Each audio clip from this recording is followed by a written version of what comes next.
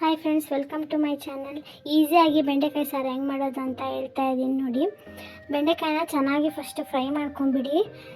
Fry ಆದರೆ ಚೆನ್ನಾಗಿರುತ್ತೆ. So ಅದಕ್ಕೆ ಹಾಗೆ ಅರಿಶಿನ ಇಟ್ಟು, ಇದು ಮಸಾಲೆಗೆ ಅರಿಶಿನ ಇಟ್ಟು, ಕೊತ್ತಂಬರಿ, ಹಾಗೆ ಈರುಳ್ಳಿ ನಾನು ಇದು ಚಿಕ್ಕ ಈರುಳ್ಳಿ ತೊಗೊಂಡಿದ್ದೀನಿ ಸ್ವಲ್ಪ ಸಾಂಬಾರು ಮಾಡೋದ್ರಿಂದ.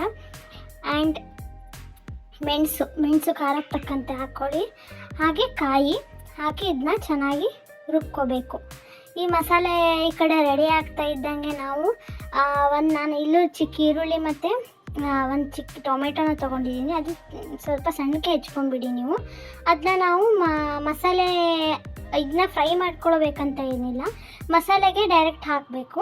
ಸೊ ಇವಾಗ ನಾನು ಹಾಕ್ಕೊಂಡಿದ್ದೀನಿ ಈರುಳ್ಳಿ ಮತ್ತು ಟೊಮೆಟೊ, ಹಾಗೂ ಮಸಾಲೆನೂ ಆ್ಯಡ್ ಮಾಡ್ತಾಯಿದ್ದೀನಿ.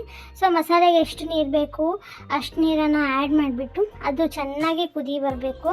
ಇನ್ನೇನು ಕುದಿ ಬರಬೇಕು ಅನ್ನೋ ಟೈಮಲ್ಲಿ ಉಪ್ಪನ್ನು ಆ್ಯಡ್ ಮಾಡಿ.